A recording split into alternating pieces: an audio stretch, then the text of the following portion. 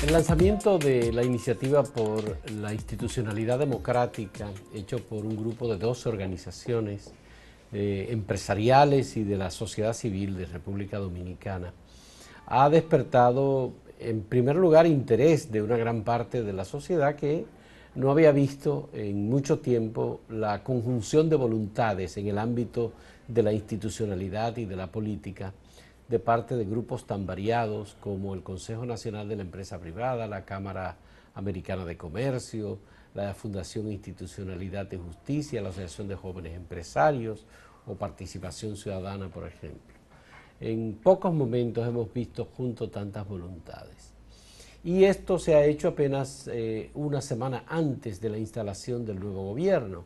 El próximo martes será la toma de posesión de Danilo Medina como presidente de la República para el periodo constitucional del 2016 al 2020. Y unas declaraciones alarmistas, destempladas, del senador Adriano Sánchez Roa fueron reproducidas ayer en el diario El Nacional, el vespertino El Nacional, en donde decía que aquello se trataba de una especie de conspiración de los grupos empresariales y de la sociedad civil contra el gobierno del Partido de la Liberación Dominicana.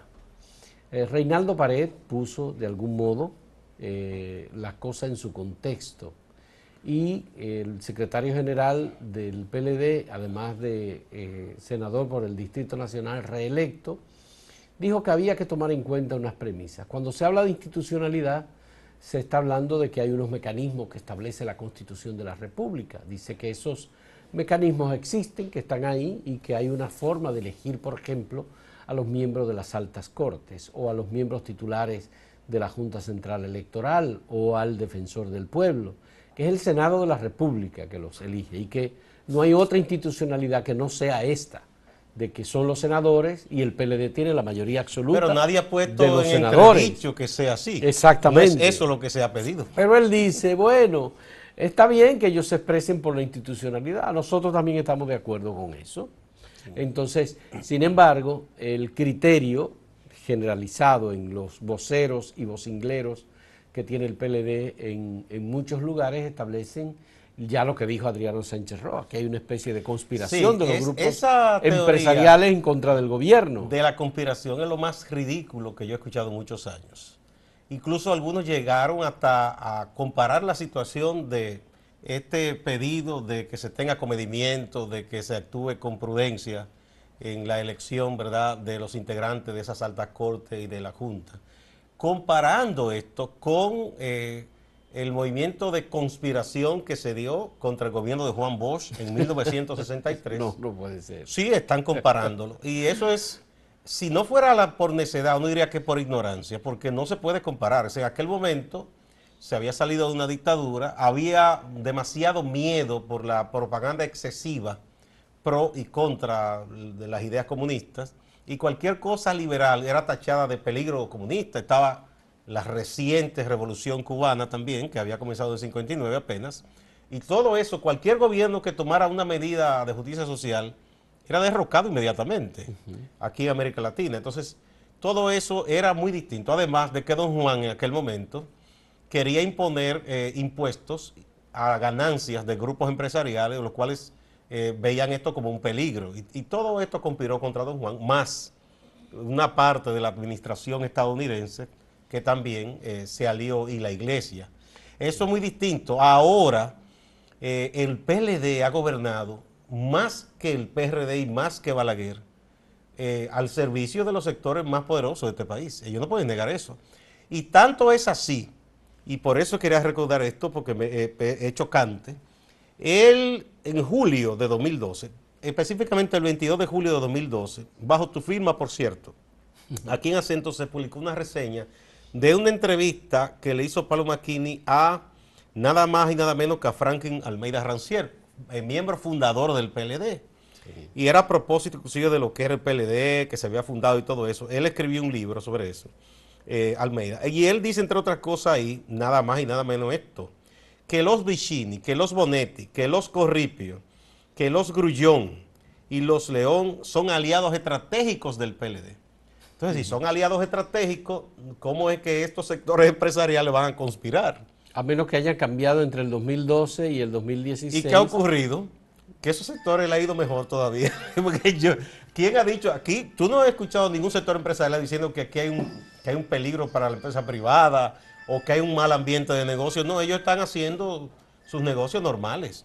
Y el PLD se ha vanagloriado diciendo que la economía ha crecido, que se han creado riqueza. Entonces, no estamos en un ambiente de peligro para la libre empresa y por tanto los empresarios en ese aspecto no están preocupados. Ellos sí están preocupados como un sector social importante y han hecho causa común con academias, porque ahí no solo estuvo Finjus, ahí no solo está CONEP, de la Asociación de Industria, está el Centro Bonó, está Participación Ciudadana y otras entidades que analizan cada cierto tiempo la coyuntura, Profamilia también, hacen trabajo social. Una asociación que se llama Pro Bono también. Sí, que es interesantísima, de trabajo legal para personas que no pueden pagarlo. Entonces, es muy distinto, eso es un disparate grandísimo. Hablar de conspiración, ¿quién quiere de que una conspiración de parte de sectores que son fundamentales en el sistema? Porque mira, un empresario no quiere conspirar para crear una situación de caos. Mira, la iniciativa por la institucionalidad democrática surge como resultado de la preocupación de los grupos empresariales sintetizados en el discurso de Rafael Blanco Canto ante la Cámara Americana de Comercio, cuando él fijó los que son 4 aspectos esenciales que debían tomarse en cuenta. En el documento publicado precisamente ayer en un comunicado de las 12 organizaciones, se dice muy claramente que hay 5 preocupaciones esenciales que deben tomarse en cuenta en este momento en el país. Una de ellas es que la elección de los miembros titulares de organismos del ámbito político institucional, como la Junta Central Electoral, el Tribunal Superior Electoral, la Cámara de Cuentas, deben ser el resultado de una evaluación detallada, ponderada de las cualidades de esas personas y que no se adhieran a partidos políticos o que no sean compromisarios de los partidos políticos. Y eso es una aspiración del conjunto de la sociedad dominicana. Aquí, ayer lo discutíamos y ayer hablábamos de esto. Siempre hubo el interés de que los miembros titulares de la Junta Central Electoral fuesen personas independientes y no adheridos a los partidos políticos.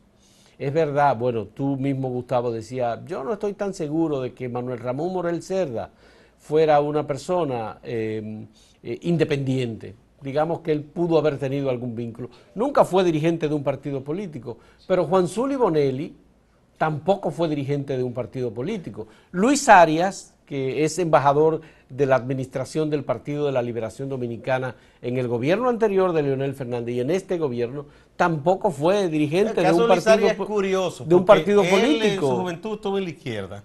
Luego a los PLDistas lo acusaban de ser una persona del PRD y resultó que él parece que se había entendido muy bien con el PLD y fue nombrado por Leonel Fernández como embajador. Pero no solamente eso, Luis Arias cuando echó su voto mostró que estaba votando por el PLD. El presidente de la Junta Central Electoral lo presionaron tanto que tuvo que mostrar su voto. Ya tenemos que ir a una pausa, pero quería leer de esta parte de lo que estaba hablando de Franklin Almeida, porque es curioso, miren, dice él, son 5, dice que ya no hay la oligarquía conocida, dice, son 5 grupos económicos sumamente importantes. Los Vicini, los Bonetti, dice Popular, por decir los Grullón, los León Jiménez y Pepín Corripio, ¿verdad? Dice, estos 5 grupos están a la cabeza de una pirámide empresarial que se organiza en el CONEP. Están organizados en el CONEP, esos grupos son los que controlan los medios de comunicación porque son dueños de ellos. La mayoría de los medios de comunicación, prensa, radio y televisión, es propiedad de esos 5 grupos predominantemente. Esos son nuestros aliados estratégicos y el PLD a veces no entiende eso, pues parece que ahora no lo están entendiendo. Parece. La democracia es un sistema, dice Franklin Almeida, para que el régimen capitalista funcione, porque al funcionar el régimen capitalista funcionan los mercados y eso es lo que a ellos, él dice, a esos grupos empresariales les interesa. Almeida dijo que mientras a los capitalistas les interesa que funcionen los mercados, al PLD le interesa que funcione el régimen democrático, que es el régimen capitalista, porque funcionan las libertades ciudadanas y las libertades públicas. Dijo Bueno, en esa ocasión. pues Sería ahora, bueno que ellos busquen en Acento, que se publicó el 22 de julio, esas expresiones de Franklin Almeida y que se las estudien para que dejen de hablar disparate de lo que están hablando mucha gente de ese partido. hacemos una pausa.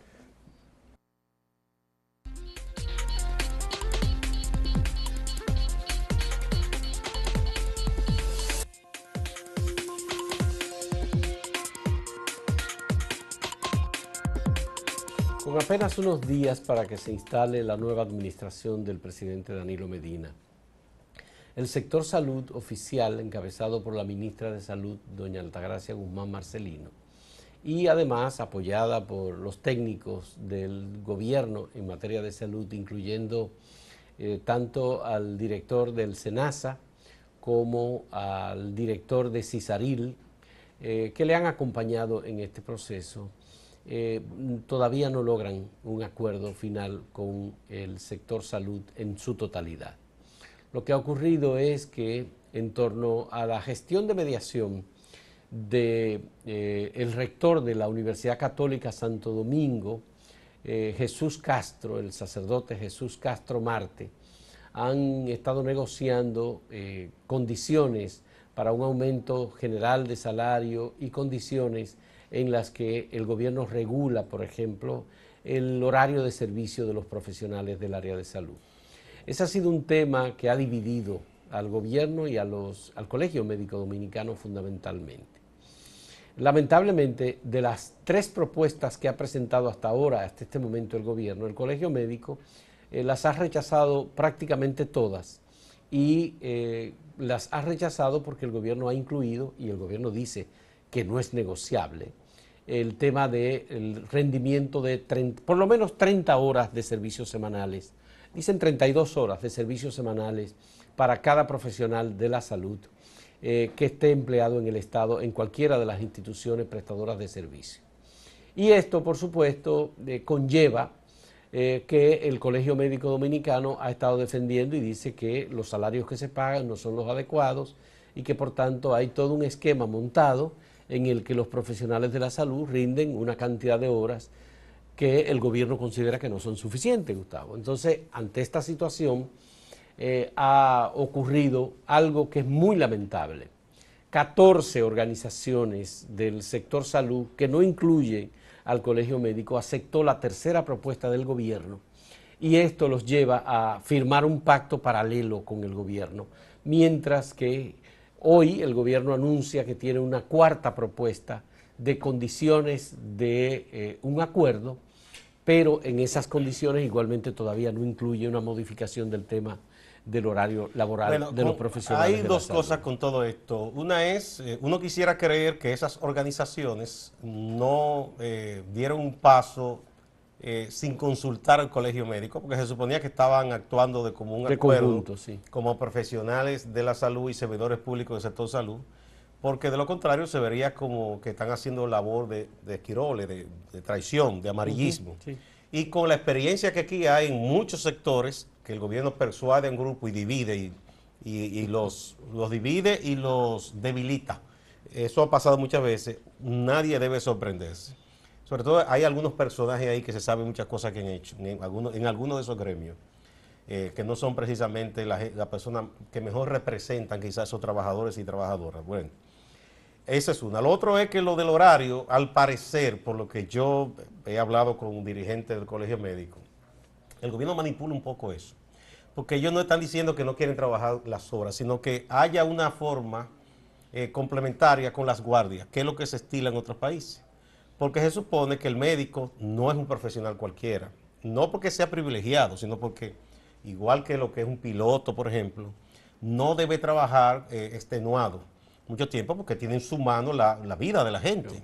Entonces puede trabajar cierta cantidad de horas, tener un breve descanso y se compensa con la guardia, que debe hacerla fresca, que debe hacerlo descansado para rendir una mejor labor y proteger vidas de personas que han sido intervenidas quirúrgicamente o por ellos mismos o por otros colegas.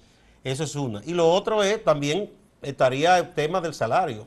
Ojalá que lleguemos un día aquí en que se les pague a los médicos tan bien como para decirles, requiero tu exclusividad. Sí. Pero esa no es la verdad. Y no nos vamos a hacer los tontos. Los médicos no son ni sacerdotes, ni son, hacen un apostolado. Ellos necesitan vivir decentemente, necesitan mantener a su familia, enviar a sus hijos a estudiar, necesitan actualizarse y todo el mundo sabe lo caro que es un libro de medicina, lo caro que es cualquier curso. Entonces, las cosas deben verse con realidad. Mira, Gustavo, las residencias médicas en República Dominicana han establecido unas normas de formación y de compromiso de los profesionales de la salud cuando están haciendo especialidades, que son de verdad extenuantes. Hay unos horarios de prácticamente 24 horas continuas de servicios. Y esos horarios son denigrantes porque agotan, y no solamente agotan, sino que también que exponen a riesgo a los pacientes que son atendidos por esas personas luego de una persona tener 20 horas trabajando, cuando comienza a atender a alguien con una emergencia, en una situación de gravedad, eso se convierte definitivamente en un peligro. Bueno, eso ni los militares ni los policías lo hacen, y cuando lo hacen es por castigo. Bien, pero también el gobierno reconoce y dice que hay algunos que son como los apóstoles del sector salud, que son los que mantienen los hospitales porque en definitiva se agotan, trabajan duro, muy arduamente y mantienen abiertos los servicios en los hospitales. No, pero son pocos, dice. Y médicos muy loables que creen lo siguiente, porque nosotros tenemos amigos así, que dicen yo creo solo en la medicina pública. Y se sacrifican y ganan menos solo trabajando en hospitales públicos. Pero esa es una convicción que es plausible, pero que no se le puede pedir a todos y todas que asuman esa especie de apostolado, porque no todo el mundo está en esa condición de asumirlo. Bueno, ciertamente, hay un problema con la cuestión del salario y por la cuestión del salario, los profesionales de la salud han buscado fórmulas para acortar el tiempo de su presencia de servicio en los hospitales. El gobierno está interesado en lo que se llama calidad de atención. Calidad de atención significa que a una consulta no se dedique solamente 5 minutos. Es decir, que una consulta agote por completo la cantidad de diálogo, de información, de intercambio del profesional de la salud con el paciente y que por tanto tenga completo el historial que le permita tomar una decisión acertada al profesional de la salud. Pero si aquí los servicios de salud en el ámbito de la salud pública se agotan en consultas de 5 minutos, no hay calidad de atención, ni puede haber calidad de atención. Por tanto, hay un problema con el tiempo que dedican los profesionales de la salud a los hospitales públicos, tanto a las consultas como a los servicios, ya sea de cirugía o cualquier otro servicio para el que están contratados en los hospitales. El gobierno tiene que maximizar los recursos del sector salud. Hay otra discusión en relación con la cantidad de recursos que requiere el sector salud. Por supuesto que en este caso ya no se trata solo de la cuestión salarial. La propuesta del gobierno incluye un aumento de un 75% en algunos casos de los salarios a los profesionales de la salud. Pero eso aún así no es suficiente, porque el gobierno no puede aumentar un 75% del salario para una persona que se va a mantener ofreciendo un servicio de 2 horas o de 3 horas a la semana. Tiene que regularizarse todo esto. No es así, no puede ser. Pero lo que el gobierno no puede perder de vista, y nadie debe perderlo, es que sin los médicos y las enfermeras y los demás profesionales de la salud, no hay servicio de salud. Que no se invente con esto, no son muchachos, no se le puede decir simplemente le imponemos esto y ya, tienen que ponerse de acuerdo contando con los médicos. Vamos a desearle suerte al sacerdote Jesús Castro Marte, rector de la Universidad Católica Santo Domingo, que se ha echado encima la mediación del sector salud con el sector gubernamental para buscar una solución a esta crisis. Desde hoy el Colegio Médico Dominicano anuncia paralización en algunos servicios hospitalarios y creo que en el día de hoy están anunciando una cadena humana. Hay paro en Valverde. En uno de los centros de salud de aquí de la capital. Sí. Hacemos una pausa.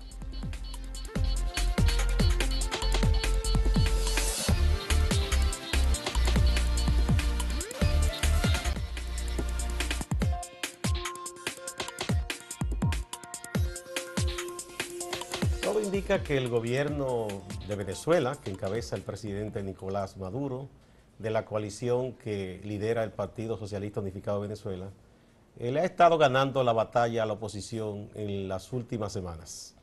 Primero vimos lo que ocurrió con la propuesta de Luis Almagro, secretario general de la OEA, para que se pusiera en práctica en Venezuela la Carta Democrática. Esa propuesta no pasó. La comisión de 3 expresidentes que integran Leonel Fernández de República Dominicana, Martín Torrijos de Panamá y José Luis Rodríguez Zapatero de España, consideró que no era prudente poner en vigencia la Carta Democrática para Venezuela en estos momentos.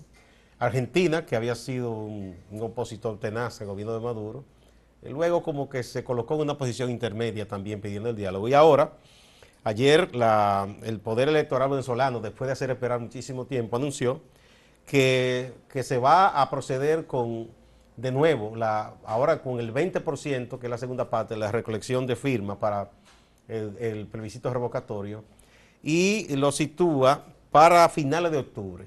Si es así, en lo que se hace la búsqueda de firmas y todo esto... Son 200.000 firmas. Exacto, sí, pero bueno, ellos dicen que eso se puede retrasar hasta 2017, y es lo que ha querido todo el tiempo el presidente Nicolás Maduro, porque si se hace en 2017, ya no sería quitado del gobierno y no se convocaría automáticamente a elecciones, sino que se quedaría en la presidencia un vicepresidente que él va a nombrar de común acuerdo con su partido. Esa es una posibilidad. Cuando ayer Tibisay Lucerna, que se llama, ¿no? La presidenta... Tibisay Lucena. Lucena, Tibisay Lucena, la presidenta del Tribunal Electoral de Venezuela, ofrecía las informaciones. Cuando ella hizo toda la introducción sobre los antecedentes y el tema de que el revocatorio no es un asunto nuevo en Venezuela, que se había utilizado antes, que hay todo eso, yo te hice el comentario y te dije, tú verás que lo que vienen es por supuesto,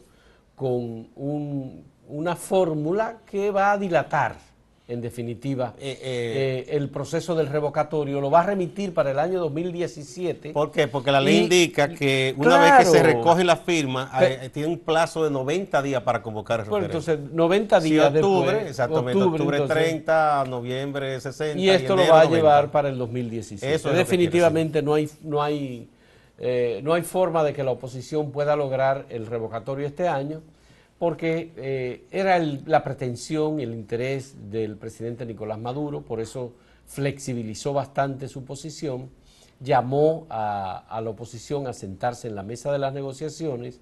Hubo intentos en la República Dominicana, se reunieron en República Dominicana los dos sectores cuando se produjo la Asamblea General de la Organización de Estados Americanos, y al final incluso creo que hasta Estados Unidos intervino en esto con la señora Rodríguez, la ministra de Relaciones Exteriores. Delcy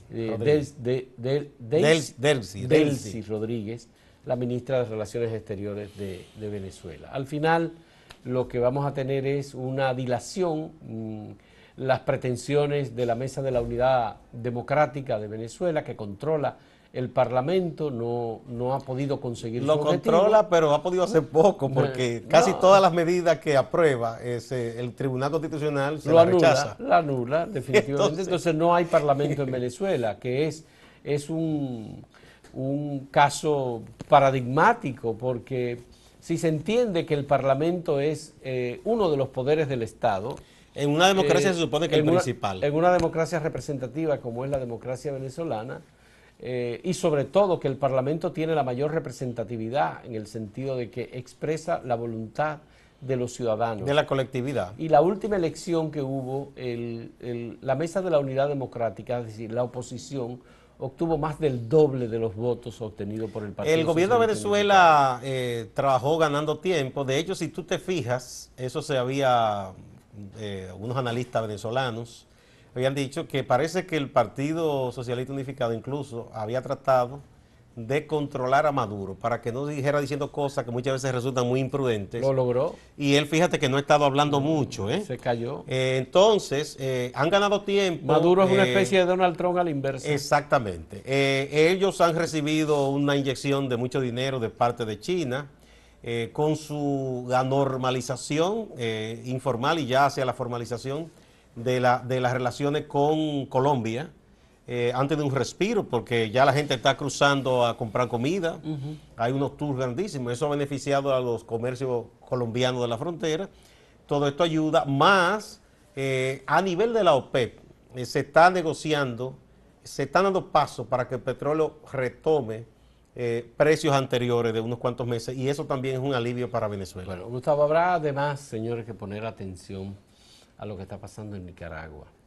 En Nicaragua, el Tribunal Constitucional, el Tribunal Supremo de Justicia anuló la presencia de cerca de 30 legisladores de la oposición y finalmente Daniel Ortega ha obtenido lo que quería. Va a volver a ser candidato a la reelección. Con su esposa. Ahora con Rosario Murillo, contraviniendo la Constitución. Como candidata a vicepresidencial. Pero es el poder, ese el poder, argumento, el poder. El argumento ese es risible, Daniel Ortega, porque dice la Constitución que no puede ser un pariente directo. Dice, no, pero mi esposa y yo no somos familia. La principal familia de uno, una vez que uno se casa, es el compañero, la compañera. O sea, eso no tiene sentido. Bueno, pues en Nicaragua lo que hay es un retorno a una dictadura. Es peor, el poder electoral en Nicaragua anuló prácticamente la libertad de expresión. También. O sea, para reducir cualquier crítica. Ellos dicen, bueno, que de la oposición al gobierno y del gobierno a la oposición, pero el gobierno siempre tiene el poder. O sea. Bueno, ese es un retorno a una dictadura en un país centroamericano que luchó contra la dictadura, que tuvo a Daniel Ortega como uno de los comandantes importantes en contra de la dictadura. Hay que buscar todos los discursos que pronunció, las jornadas, la solidaridad internacional, la convocatoria de tanta gente que se ofrendió su vida, su trabajo, su esfuerzo. Y gente muy noble, intelectuales que se dedicaron, Cardenal, que se dedicaron a recoger café. Sí, en Nicaragua. No, inclusive dominicanos que pelearon contra Somoza, pelearon también y contra de otros Somoza, países para volver a una dictadura con estas condiciones. Y no solo eso, es un gobierno muy corrupto. Muy absolutamente corrupto. Nicaragua pasa por un momento muy difícil en este momento, y a nivel de organismos internacionales habrá que pensar qué se puede hacer, porque en definitiva no es posible que países que han salido de dictaduras retrocedan a dictaduras, sean de izquierda o del tono que tengan o del color que tengan. Tampoco es ninguna izquierda, son de estos fanfarrones que se autoproclaman de que es revolucionario, pero eso no tiene nada que ver. Ya. Y vamos a tener que poner atención al proceso electoral, por llamarle de algún modo, del 9 de octubre de este año en Haití, en donde hubo una anulación de las elecciones y hay que volver a hacer elecciones este año. Hay una situación de inestabilidad completa, un presidente que no tiene ningún poder, Jocelerme Priver, y que se entiende que en el Parlamento hay la posibilidad de nombrar otro presidente antes de octubre. Hay unas investigaciones, una situación muy extraña. A propósito, Félix Bautista respondió a las acusaciones. Así es. Él alega que se le debe un dinero, inclusive. Incluso en Haití. Sí, porque dijeron que le entregaron $7 millones para construir el Parlamento y sembró 40 estacas. Entonces, no vale eso, señor. Pero bueno, eso vamos a hablar más adelante sobre ese tema. Señores, muchas gracias.